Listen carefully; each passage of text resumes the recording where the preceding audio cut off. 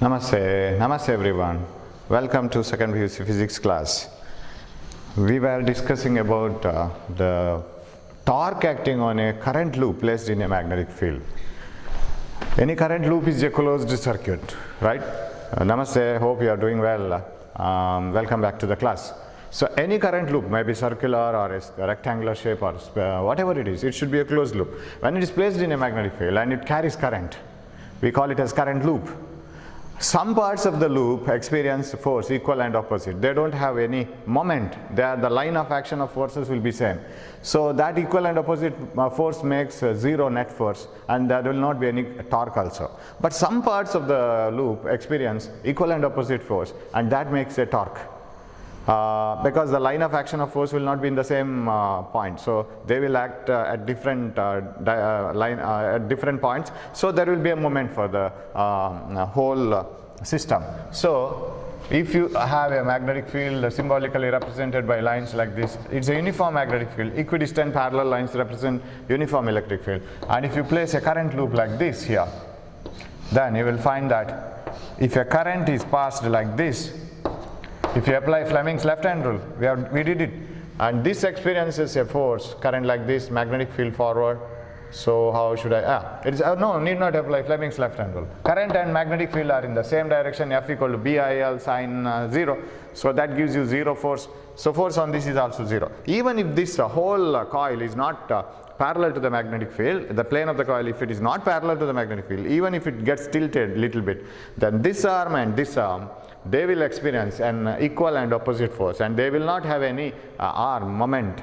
So because their point of action, line of action lie on the same straight line, so they experience net force zero. No, neither torque, no force for this arm and this arm, even if they experience a force. And when it is tilted, of course, when it is parallel, there is no force at all. Individually, these arms will experience no force since they are parallel to the magnetic field. Even if they get tilted, if you apply this, see, when it gets tilted, the bottom and the top portion of the loop will be like this, and this will experience a force like this, and this will experience a force like this. You can apply that corkscrew rule or clasp rule for cross product. So this will experience force like this will be like this, so they don't experience net force. Okay, so these two arms don't contribute to any twist, whereas these two arms, they experience a force, for example here inside, because it is like this, and here outside. So that makes a torque. Now why can't you use this to measure the current? That's what we have seen. We saw the current sensitivity and all. And now we are coming to the important part of that is application, that is galvanometer. So connect a pointer, when you color chalk, connect a pointer to this like this. So when you connect a pointer to the whole coil like this, when it is placed in the magnetic field and when the current is passed through the coil, it gets twisted. The amount of twist depends on the amount of current that you pass. So why can't you use this arrangement to detect current? Again I say detect current, not measure current. It is called a galvanometer. So a galvanometer consists of a coil, rectangular coil, that is the heart of the galvanometer. A rectangular coil with many number of turns as possible, because you know, if you want to increase the sensitivity of a galvanometer, you should have more number of turns, more the area, stronger the magnetic field. So if you use such a galvanometer and pass a small current, the coil gets twisted and you can see that there is a current. But if you want to measure the current, it's difficult. So basically a galvanometer consists of, if you look it from the top, it looks like this. So you will have two pole pieces like this, magnet, so that the two arms, top and bottom arms, so actually the coil is like this, right? But when you look from the top, you can see this portion of the coil. That is what I show here. And if you make the magnetic fields radial like this, then the magnetic fields will be like this. So they will be, because it will be like this, magnetic field lines will move like this. And so wherever this coil turns, the magnetic field for these two arms, top and bottom arms, for this one and this one, these two arms, it will be parallel. So radial magnetic field. And here is a spring to bring it back. So and all. If you want, when you pass no current through the coil, it should come back, right? So you will have a spring, and there is a pointer, and there is a scale, and scale shows whether the current is flowing through this coil or not. The two ends of the coil are available. So these are the two magnets. So magnet and a coil and a spring, pointer, scale, and the two ends of the coil like this. And one more, inside this frame, actually this is not a solid frame, the whole frame will be like this. It's a very light frame over which the coil is wound like this, and the two ends of the coil are here, and here is the pointer, okay, and here are the magnetic two pole pieces of the magnet. Now, and here is the spring. Here is a iron cylinder kept. An iron cylinder is kept inside the frame on which the wire is wound. Why? This is because to concentrate the magnetic field. Iron is a ferromagnetic material. When it is placed in a magnetic field, it intensifies the magnetic field lines. What do you mean by intensifying the magnetic field lines? It makes all the magnetic field lines crowded. It doesn't produce extra magnetic field. What the magnetic field is spread everywhere, and when you know if the magnetic field is spread everywhere, the intensity decreases. It concentrates all the magnetic field lines, because we know if you want to increase the sensitivity of a galvanometer, that means a small current should produce a very beautiful deflection, so that you can note down the current very easily. It should be very sensitive. So such a galvanometer needs a very strong magnetic field, right? However, we have used very strong north and south poles of a magnet, but still, in order to intensify it, we use a cylindrical iron cylinder inside the coil, right? Over that cylinder it will be turning. So this coil will be turning so that the cylinder lies inside only. So that is the arrangement. Now, in future, we don't draw all these galvanometers. We show a galvanometer with a circle and an arrow like this. This is the galvanometer. That is what we see outside. Everything arrangement is kept in a non-magnetic box, non-magnetic frame box, and we can see only the scale and the pointer. Some part of the coil you can see, that's all, little bit, nothing else we can see. So we show the galvanometer like this, and that galvanometer has a resistance Rg. Sir, what is the resistance of the galvanometer? Very simple. Galvanometer has a coil. In order to increase the sensitivity, we wind many turns for the coil. As the length of the wire increases, you know, resistance increases. So a coil, a moving coil galvanometer will have a resistance, but neither very large like a kilo ohm, mega ohm, not like that, nor very small like 1 ohm, 2 ohm. It will be fairly some resistance like 50 ohm, 100 ohm, like that, 75 ohm, something. We use a best coil in order to reduce the resistance. Otherwise energy will be wasted in the form of heat. So we use a best coil, a copper coil, thick coil as far as possible. But still it will have some resistance. That is represented as Rg. Now, I want to use this galvanometer as an ammeter. What is an ammeter first of all? Ammeter is an instrument used to measure current, not detect current. I want to measure exactly this much ampere of current passes through the circuit or any component. That's what I want to measure. It is a device used to measure current, ammeter, whereas galvanometer is a device used to detect current. It only detects if there is current, it shows deflection. How much? It doesn't know, because we have not designed it in such a way as to measure the current. Now, in order to measure the current, can't we use galvanometer directly? That is a problem. What is the problem? I will take a galvanometer. You know what is a galvanometer? You know, if you take a galvanometer, actually you are taking two magnets, mainly a coil which is turning like this. It will be a frame like this. It will be turning like this, and in between the frame there is an iron cylinder in order to intensify the magnetic field. Around that iron cylinder it will be turning, and there is a spring bring it back to the original position. There is a pointer, there is a scale. These arrangements make a galvanometer, that we know. Okay, let it be. Now it will have a resistance. Now I will give you a very simple circuit. Maybe remembering the current electricity chapter, right? Say this is a resistor R. Say it is 8 ohm, and this is 4 ohm. Totally, you know that series resistances they are, right? Because they are connected in series. There is no branch here at all. So just recall that current electricity. Say this is 12 volt battery without any internal resistance. Say battery is very perfect, ideal, and it has no resistance inside itself. So what is the current in the circuit? Definitely current is 1 ampere, isn't it? same current should flow everywhere, whether it is 8 ohm or 4 ohm. Battery decides the total resistance. What is the total resistance in the circuit? Accordingly, it passes current, right? So 1 ampere flows through all this because I is equal to V by R, you know the formula. V is 12 volt and total resistance is 8 plus 4, that is equal to 1 ampere. Now, we are very sure theoretically that this 1 ampere flows in the circuit, but our problem is how to measure it. Can you see the current flowing through a wire or anything? We can see it, if that electrical energy is converted into light energy, we can see that in the form of light in a bulb. If that electrical energy is converted in the form of mechanical energy in a fan, we can see it in the rotation of the fan. But we can't see the current and electrons moving. Current means actually the rate of flow of charges, the flow of charges per second. We can't see the electrons flowing here and there, not possible. But there is 1 ampere current, that's what theory says, Ohm's law says. How to measure it? You have to use a galvanometer. Now, I will do my own experiment. I'll take a galvanometer like this, and you know that it has got a resistance Rg and it has got a scale and all inside and a coil, everything. Connect it to a source whose current is known.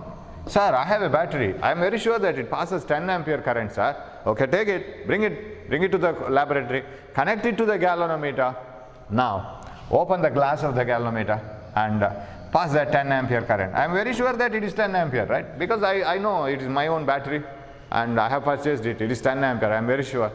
Pass it through the galvanometer. Galvanometer, coil, that coil twists and the deflection will be seen in the galvanometer. That needle. So if the needle deflects here from here, you write 0 here, 10 here, divide it into 10 parts, name them as 1, 2, 3, 4, 5, 6, 7, 8 like this. So did you get, oh okay, okay, so you got 10 amperes. Now reverse the galvanometer, okay, reverse it, let the current flow through the coil in the reverse direction now. Coil instead of turning here, so the coil, how to show the coil, okay, coil instead of turning like this, it will start turning like this. So mark it here also. Sir, it has turned up to this, so mark this as 10 because you know all the divisions. So 1, 2, 3, 4 on the other side.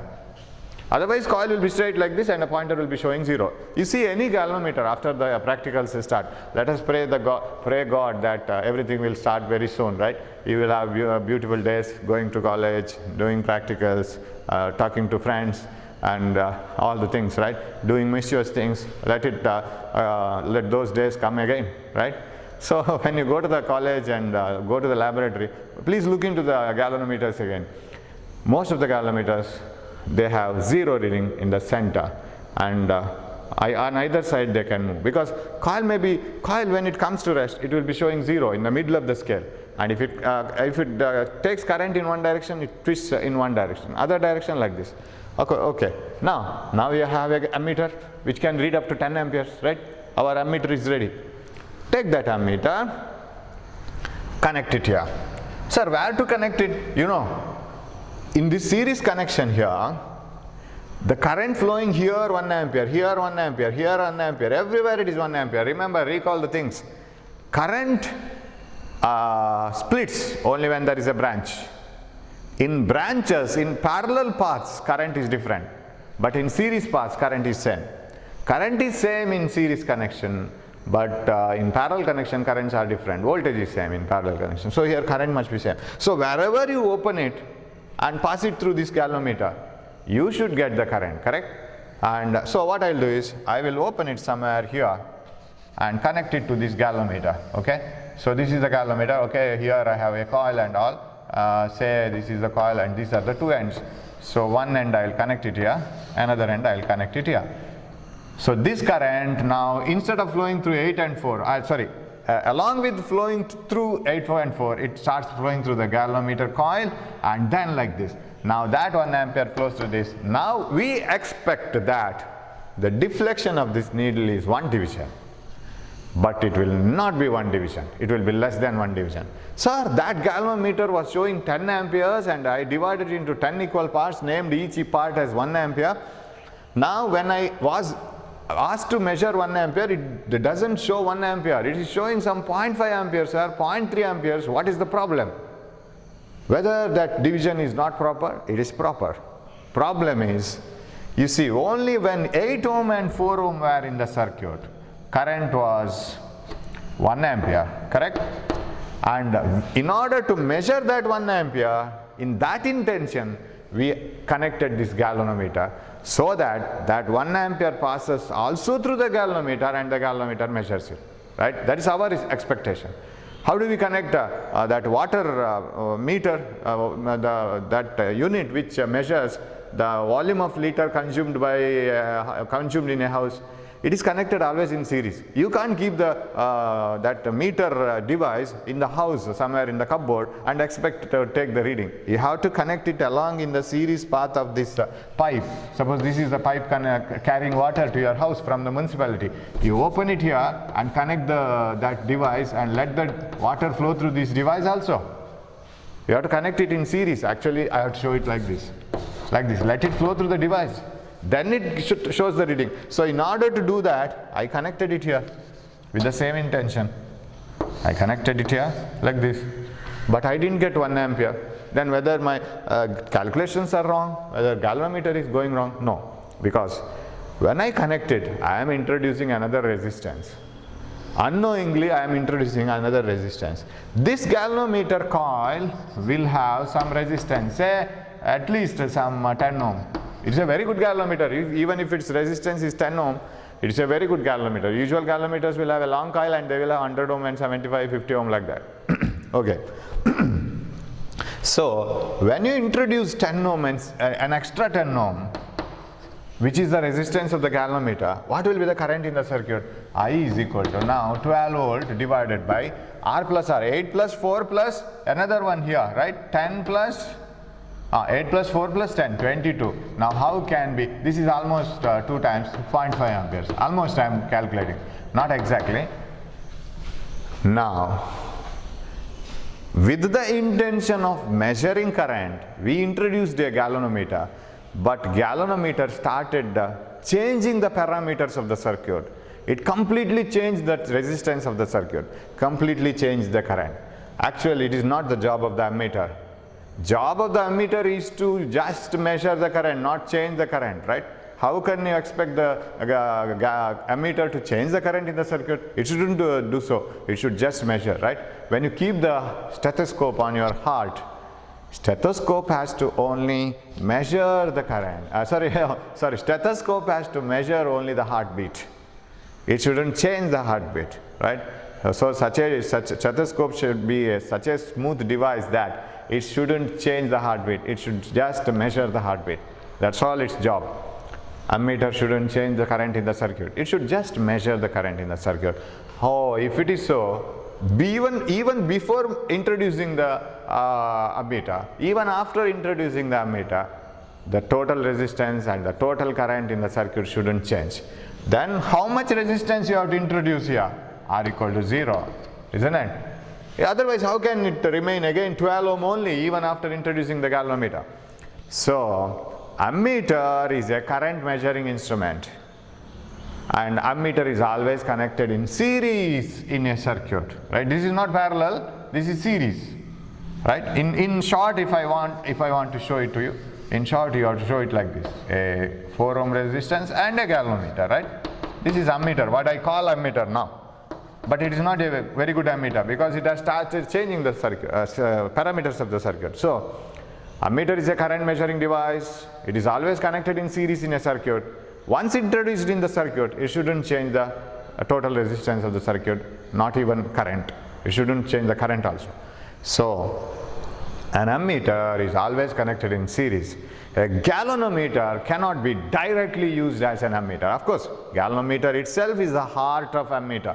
If you want to have an ammeter, you should have a galvanometer, no doubt. But galvanometer as it is cannot be used as ammeter, right? If you purchase vegetables from the shop or market, directly it cannot be used for food, right? It should be cooked and it should be cleaned and all the things, you know, and it should be mixed with some other ingredients, then you are using it. Similarly, something must be changed in the galvanometer. It is disturbing here now. What is the problem with the galvanometer? Galvanometer has an appreciable resistance Not very high. I don't say that it is kilo ohm, 1000 ohm, 10,000 ohm or mega ohm, something like that. Galvanometers have some resistance, it will disturb the circuit, right? So the resistance of the galvanometer must be made as less as possible. Of course, making resistance zero is a very difficult task. What do you mean by resistance zero? You should have a coil inside the galvanometer. Without copper coil, we can't have a galvanometer at all. So we must have a coil, but that coil must have a very low resistance. Having a coil and zero resistance is impossible. Whatever the best material, even if you choose a silver coil, it will have some resistance. So let us try to reduce it so that even after introducing it here, total resistance, let it not change by large amount, let it change by a very small amount, so that almost same current we will get in the ammeter also. Because we should have some agreement, right? You can't have zero resistance at exact 1 ampere measuring galvanometer. Yeah, that is not possible. So a galvanometer cannot be directly used as an ammeter since it has some resistance. Not very high, but it has some resistance. Now what to do that? For that, how to reduce its resistance? You should have a coil, you should have a pointer and everything. Of course, coil is the main thing which gives the resistance in a galvanometer. We should have a coil, but even after having the coil, how should you decrease the resistance? Very simple. You know that when two resistances are connected in parallel, total resistance decreases, right? Suppose you have 100 ohm like this. How to decrease the resistance? Connect a parallel resistance, 1 ohm. Now the total resistance will be lesser than the least. You know it, right? When so many parallel resistances are connected, the effective value will be the value which is lesser than the least value among all those. Here, which is the least value? 1 ohm. Lesser than this. For example, what is the answer for this one? Rp is equal to 100 into 1 divided by 100 plus 1, 101. This is 100 by 101. 100 by 101 will be 0.99 something, isn't it? So this is total resistance is lesser than 1 itself. So when two resistances are connected in parallel, the effective resistance decreases. What do you mean by that actually? Actually, when you pass current through two parallel resistors, say I pass some 5 ampere current through this. Out of 5 ampere, most of the current passes through this. That is the meaning. Because since they are parallel, voltages must be same. Voltage V is equal to IR, right? One which has got less R should have more I, right? This is less R.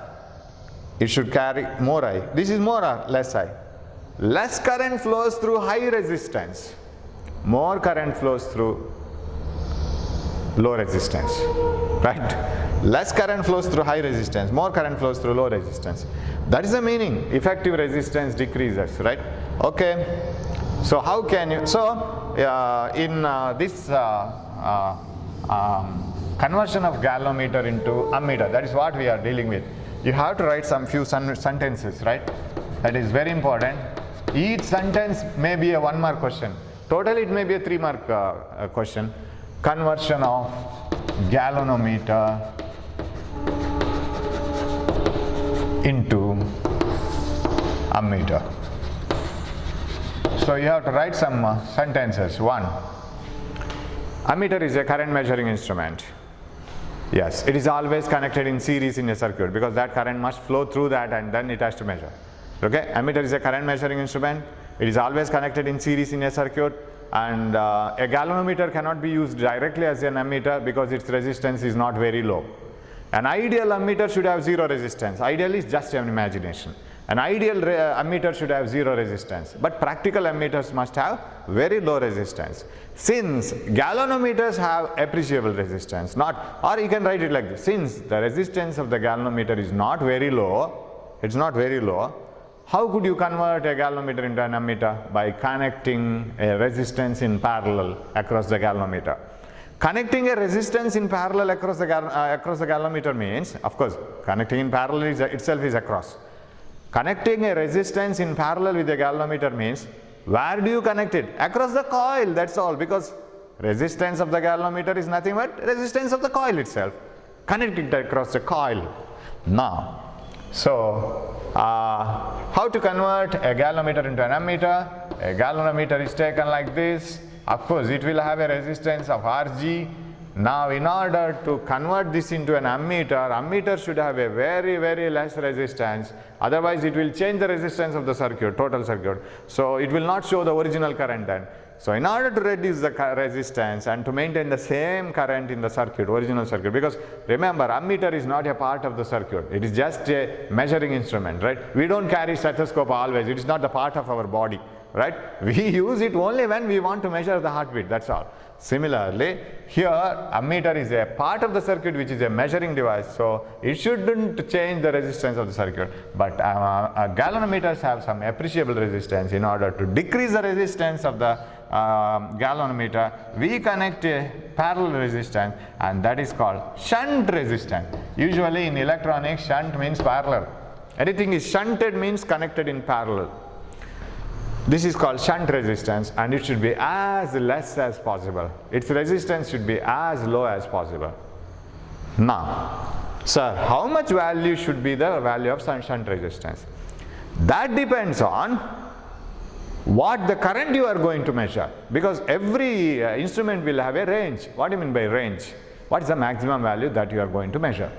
What is the range of that weighing machine? Sir, it is 100 kg. What do you mean by that? The maximum weighing is possible, the possible weighing is 100 kg. Can you measure 99 kg? Definitely. 1 kg, yes. So, the range of an ammeter you have to select. That means, using that ammeter, converted galvanometer into ammeter, what is the maximum current that you are going to measure? Sir, maybe it is 10 amperes, sir. It is enough for me. Okay. That current is flowing here. Am I right? The maximum current that you are going to measure is flowing here. So now you are coming to the important part. We have got all the introductions. Now we are coming to the important part. So the maximum current that you are going to measure is I. Now out of that I, remember, full current doesn't flow to the galvanometer. A part of the current flows to the galvanometer. Let me call it as Ig, right? Ig. Ig is the current through the galvanometer. Now we have to change the meaning of Ig a little bit. Now for the time being, it is the current flowing through the galvanometer. You know, if Ig amount of current flows to the galvanometer, you know that this is a shunt resistance and it should be a very, very low resistance, because you know the parallel connection principle. When you connect a very low resistance in parallel, the effective resistance will be lesser than the least. If this is 0.1 ohm, this is 100 ohm, definitely answer will be lesser than 0.1 ohm. Okay, this is Ig. What about the current here? Out of I, Ig has flown, so this should be I minus Ig. This current, right? So I minus Ig flows through Rs, and out of I, Ig flows through galvanometer. Now I minus Ig will be very high. This will be very less. For example, if this is 10 ampere, say 1 ampere flows through here.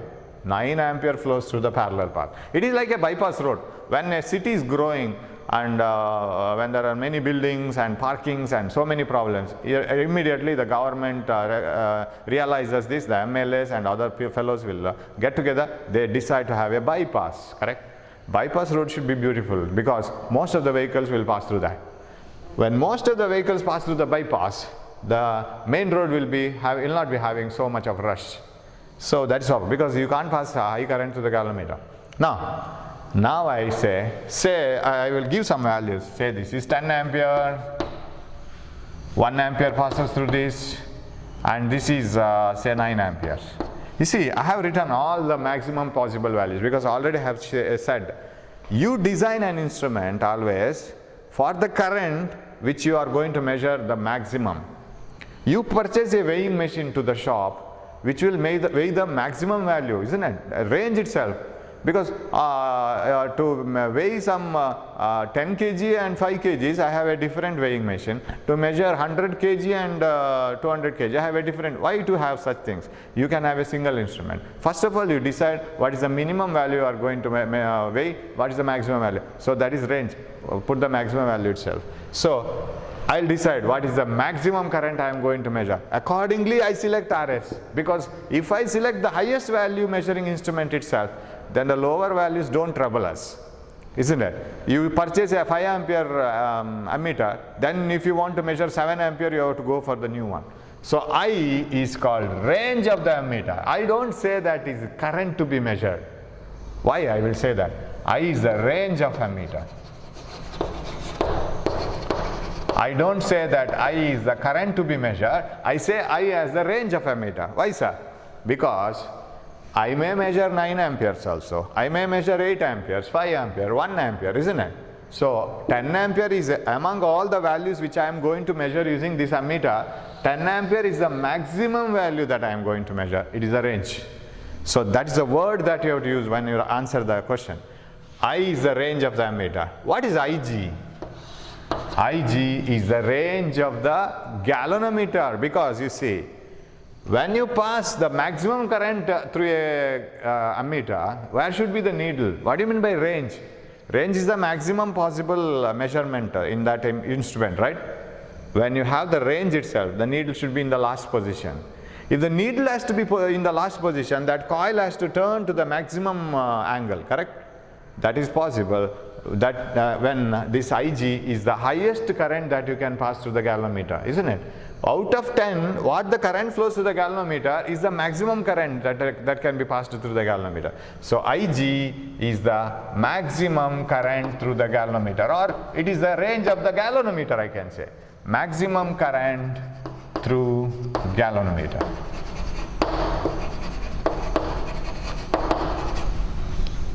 Understood? So I am having the highest values itself. So when, see, what is the maximum number of vehicles at a time that can pass through the city? If I say city means everything added, the main road and the bypass road. So maximum capacity is 1,000 vehicles at a time. What do I mean by that? Some 10 vehicles can be accommodated in the main road. The remaining 90 vehicles should pass through the bypass. That means 1,000 vehicles is the capacity of the whole city. That means it is not the all 1,000 vehicles passing through the main road. Capacity of the main road is 10 vehicles. Capacity of the bypass is 90 vehicles. Both together make the city. The galvanometer as well as the shunt resistance, bypass and the main road, both together make this ammeter, right? They make the ammeter. So what is the range of the ammeter? 10 ampere. Because you can measure 10 ampere, but it doesn't mean that all the 10 ampere passes through the main city, that is galvanometer. Only 1 ampere passes through the main city, that is galvanometer. Remaining 9 ampere passes through shunt resistance. See the beauty of this now. Out of 10 ampere, if you pass maximum 10 ampere, galvanometer takes 1 ampere. That is enough for the galvanometer to show full reading. Right? 1 ampere is enough to produce a full scale deflection in the galvanometer. So IG is called the current required to produce full scale deflection in the galvanometer, and you can write it like this also. So current required to produce full scale deflection, to produce full scale deflection in the galvanometer. You can say it like this way also. So like this. So you must mention the things very clearly. I is a range of the ammeter, not galvanometer, right? 1,000 vehicles are the capacity of the city. 10 is the capacity of the main road. 90 is the capacity of the bypass. Similarly, 10 ampere is the range of the ammeter totally. 1 ampere is the range of the galvanometer, the maximum current which will produce maximum deflection in the galvanometer. Then I minus Ig is the range of the, I minus Ig is the current through the shunt. These are all highest values. Any value less than this 10 ampere creates no problem, because if you pass 8 amperes here, automatically current here will be less. Here also will be less. So this will come out of the maximum reading and it will show some other reading. Suppose you pass 20 amperes here, definitely this will be more than 1 ampere. Now the coil in the galvanometer will turn too much and it will be out of scale. You can't get the reading, and it may get spoiled also, because it is designed for maximum some current. So if you can't pass any current more than this. So shall I rub this and write it once again, because this is very much needed. Derivation is very simple, 2 steps, that's all. But understanding the things inside is very, very important. So you have a galvanometer which cannot be directly used as an ammeter, because it will have some appreciable resistance. An ammeter is always connected in series in a circuit to measure the current, and but when it is introduced in the circuit, total resistance of the circuit shouldn't change. So an ammeter should have very, very less resistance practically. Ideal ammeters have 0 resistance, that is an assumed one, but practical ammeters have very less resistance. Galvanometer cannot be directly used as an ammeter, because galvanometers have some appreciable resistance. Their resistance is not very low. That is what we expect now for an ammeter. So a galvanometer can be converted into an ammeter by connecting a very low resistance called shunt resistance across its coil. This actually comes across its coil because coil has Rg. So this is Rs. So I be the range of the ammeter, that is maximum current that you are going to measure using that ammeter, and Ig be the range of the galvanometer. Remember, Ig is the current through the galvanometer which produces full scale deflection. You must mention it very properly. You can't say, sir, Ig is the current through the galvanometer. No. Why? Because Ig is the one of the current through the galvanometer among which it is the highest. You can pass current less than Ig also, right? That's also possible. So you can't say Ig is the current through the galvanometer. Any current may pass through the galvanometer. Among them, this is the highest. So Ig is the current which produces full scale deflection in the galvanometer. And I minus Ig is the current through the shunt resistance. Now question is, how much shunt resistance you have to connect, that's all. But whatever it is here, it is simply Ohm's law, or you know that potential difference across this and this should be same because they are in parallel. So PD, potential difference across Rg must be equal to potential difference across Rs, right? Here, because they are in parallel, voltage here must be same. So don't cancel this, okay? Potential difference Rg equal to Rs, right? That is over, not possible. PD across Rg must be equal to PD across Rs. What is PD across Rg? V equal to IR, you know, Ohm's law. Potential difference across IgRg must be equal to potential difference across Rs, I minus Ig into Rs. Now the question is, how much should be the shunt resistance? That's all. I don't remember formula at all. I remember only this much. I remember the diagram. We will work out problems in this. Then you will understand. Instead of by hearting the formula and remembering the diagram itself is more easier because you can solve many problems very easily. If you by heart the formula, it doesn't give you any idea. IgRg divided by I minus Ig is equal to shunt resistance. This is the value of shunt resistance that you have to use. Sir, I have a galvanometer, sir, whose range is, that is this one, sir, 3 milliampere, but I want you to use as an ammeter which can measure up to some 50 amperes, sir. So 50 ampere is this one, and okay, I have used different symbols, I minus Ig. Yeah, this Ig symbol is different. Okay, sir, I want to convert it into an ammeter, sir. So I is the maximum current I want to measure is 50, Ig is 3 milliamperes. Of course, Rg galvanometer resistance should be given. Sir, resistance of the galvanometer is 50 ohm. Okay, then you can find out how much shunt resistance you have to connect. But another beauty here is, say I will take the same values now also. Say 10 ampere and say this is 1 ampere. Here 9 ampere. Most of the current through the shunt 1 ampere. Now another beauty here is, of course, this doesn't need any explanation, extra explanation. Here, when you pass 10 amperes, that is the circuit current, right? This is the circuit current. Inside the ammeter, there are mainly two parts, coil of resistance Rg and a parallel shunt resistance.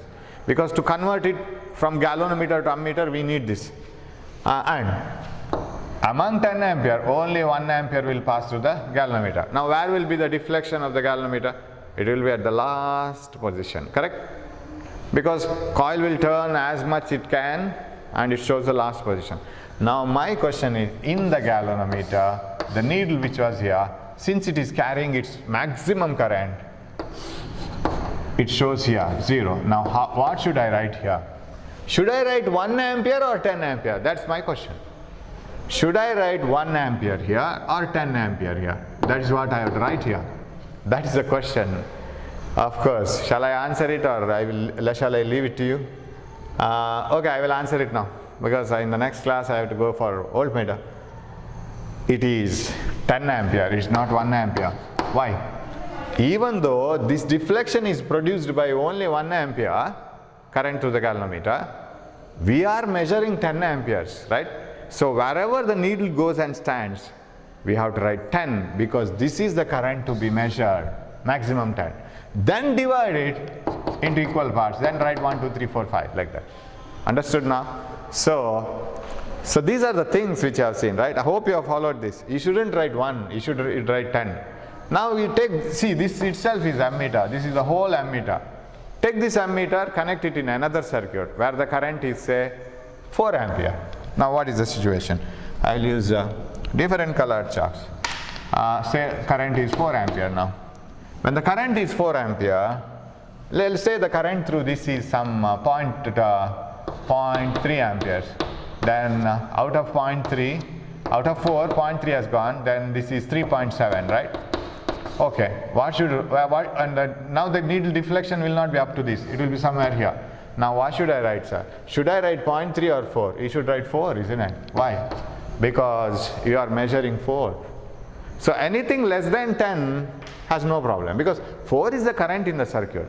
So even though coil deflects because of the current through the galvanometer alone, not because of this current, since you are measuring this, you have to write the reading of that measured current, right? So that is the thing. So these are the points you must write in the conversion, that an ammeter is a current measuring instrument. It is always connected in series in a circuit, and it should have a very, very low resistance. A galvanometer cannot be used directly as an ammeter because it has some, because its resistance is not very low, because it has a coil. So the galvanometer can be converted into an ammeter by connecting a shunt resistance, very low shunt resistance across it, so that total resistance decreases. And so I be the range of the ammeter, Ig be the current through the galvanometer which produces full scale deflection, and then for this range if you select, then Rs is this one. Of course this is very easy part. Now what is the resistance of the total ammeter? Resistance of ammeter is equal to these two parallel, you know, Rg into Rs divided by Rg plus Rs. So if you are asked to write this, of course this is very easy to remember because it is the resistance of the total ammeter. Rg and Rs parallel, R1 R2 by R1 plus R2.